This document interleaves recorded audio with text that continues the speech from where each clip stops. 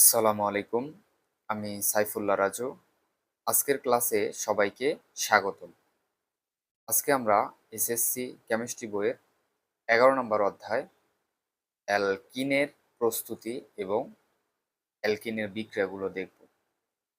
যারা এখনো গত ক্লাসগুলো দেখোনি তারা দ্রুত দেখে নিবা। চলো কথা না বাড়িয়ে শুরু করা যাক।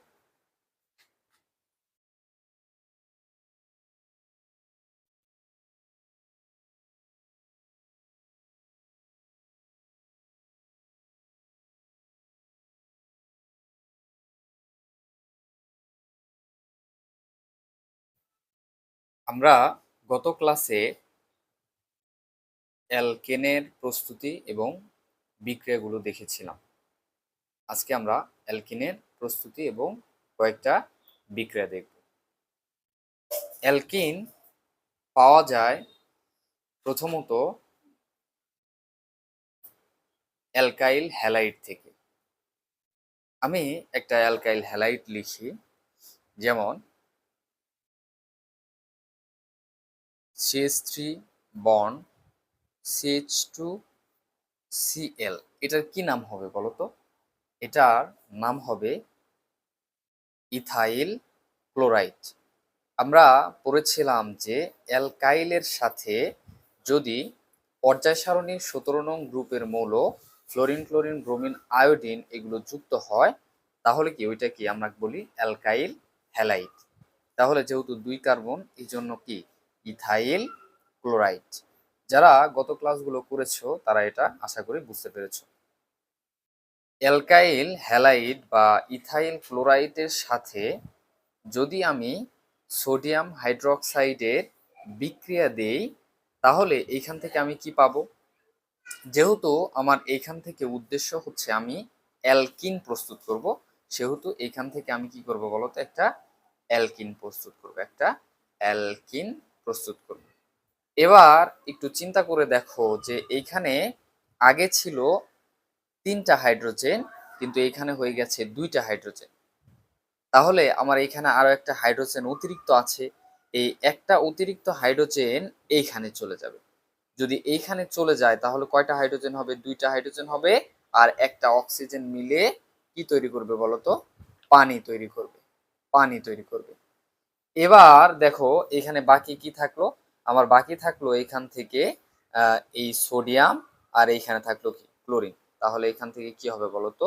সোডিয়াম ক্লোরাইড উৎপন্ন করবে। আশা করি বুঝতে পেরেছো।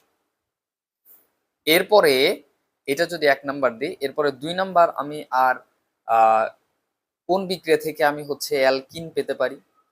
আমি অ্যালকোহল থেকে পেতে পারি। যেমন আমি একটা অ্যালকোহল লিখি, CH3 বন্ড CH2OH।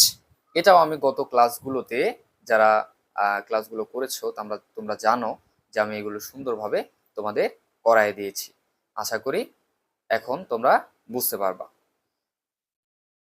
এটা একটা অ্যালকোহল, এটার নাম কি? যেহেতু এটা ২ কার্বন, সেহেতু এটার নাম হচ্ছে ইথানল। এখন এই ইথানল থেকে আমি কি প্রস্তুত করতে পারি বলতো? অ্যালকিন প্রস্তুত করতে পারি। এটা সালফিউরিক অ্যাসিডের উপস্থিতিতে বিক্রিয়া করে এখান থেকে কি উৎপন্ন করবে বলতো? আমার উদ্দেশ্য যেহেতু আমি এখান থেকে কি প্রস্তুত করব বলতো? অ্যালকিন প্রস্তুত করব। তাহলে দেখো একটা অ্যালকিন প্রস্তুত করে ফেললাম। এইখানে ছিল ৩টা হাইড্রোজেন, এইখানে আছে ২টা হাইড্রোজেন। তাহলে এইখানে আমার একটা অতিরিক্ত আছে। এই একটা অতিরিক্ত হাইড্রোজেন এখানে চলে যাবে, ২টা হবে। আর ২টা হাইড্রোজেন আর একটা অক্সিজেন মিলে আমার এইখান থেকে কি তৈরি করবে বলতো? পানি তৈরি করবে। এখান থেকে কি তৈরি করবে? পানি তৈরি করবে। আশা করি বুঝতে পেরেছো। এবার আমরা দেখব অ্যালকিনের কয়েকটা বিক্রিয়া দেখব। অ্যালকিনের বিক্রিয়া দেখব। অ্যালকিনের বিক্রিয়া।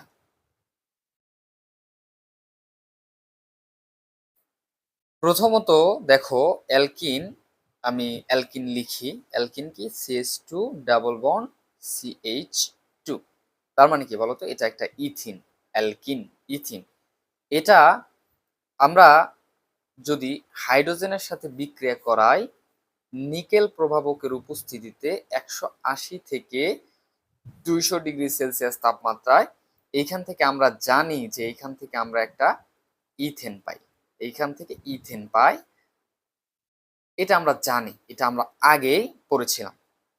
কেননা দেখো এখানে হাইড্রোজেন কয়টা, দুইটা আর দুইটা চারটা, কিন্তু এইখানে হাইড্রোজেন অ্যালকেনে কয়টা বলতো, অ্যালকেনে হচ্ছে 6টা।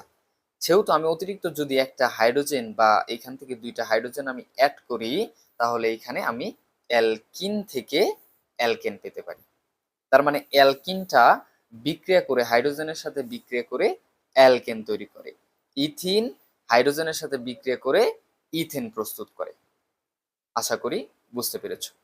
এরপরে 2 নাম্বার যে বিক্রিয়াটা সেটা হলো, আমি এখানে একটা কি লিখি বলতো, ইথিন লিখি, ইথিন অ্যালকিন লিখি। এটা যদি আমি পানির সাথে বিক্রিয়া করাই তাহলে কি হবে, পানির সাথে বিক্রিয়া করাই এবং এখানে হচ্ছে কি উচ্চ তাপ, উচ্চ চাপ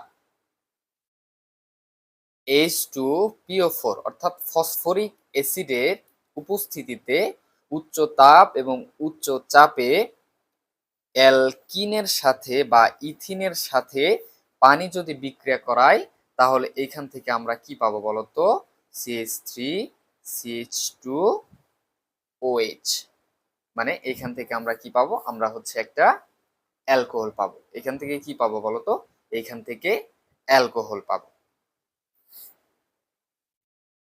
এবার 3 নাম্বার যে বিক্রিয়াটা সেটা হলো, আমি যদি আরো একটা বিক্রিয়া করি, এখানে একটা আমি অ্যালকিন নিলাম, ইথিন নিলাম, এই ইথিন যদি আমি হচ্ছে ব্রোমিনের সাথে বিক্রিয়া করাই, ব্রোমিনের সাথে বিক্রিয়া করাই, তাহলে এইখান থেকে আমি কি পাবো বলতো, এইখান থেকে আমি পাবো CH2Br বন্ড CH2Br।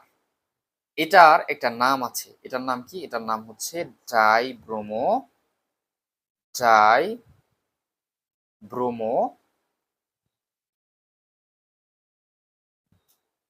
ইথেন। এটার নাম কি বলতো, ডাইব্রোমো ইথেন, ডাইব্রোমো ইথেন। অ্যালকিনের আরো কিছু বিক্রিয়া আছে, বিক্রিয়াগুলো আমরা ধারাবাহিকভাবে দেখব। এরপরে 4 নাম্বার বিক্রিয়া, আরো একটা অ্যালকিন নেই, এর সাথে যদি আমরা পানি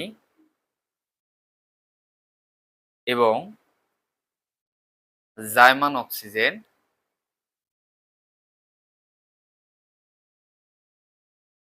বা অক্সিজেনের জারণ করাই, তাহলে কি হবে বলতো, potassium permanganate KMnO4 potassium permanganate এবং পটাশিয়াম হাইড্রক্সাইডের উপস্থিতিতে যদি বিক্রিয়াটা সম্পূর্ণ করানো হয়, তাহলে এখান থেকে কি পাওয়া যাবে বলতো, CH2OH বন্ড CH2OH, যার রাসায়নিক নাম কি হচ্ছে ethylene glycol, ethylene ethylene glycol, ethylene glycol. তাহলে আমি কি বললাম, 4 নাম্বার যে বিক্রিয়াটা ছিল, আমরা যদি অ্যালকিন অর্থাৎ ইথিনের সাথে পানি এবং অক্সিজেনের জারণ করাই potassium permanganate KMnO4 potassium permanganate এবং পটাশিয়াম হাইড্রক্সাইডের উপস্থিতিতে, তাহলে এখান থেকে আমরা কি পাবো বলতো, ethylene glycol CH2OH bond CH2OH।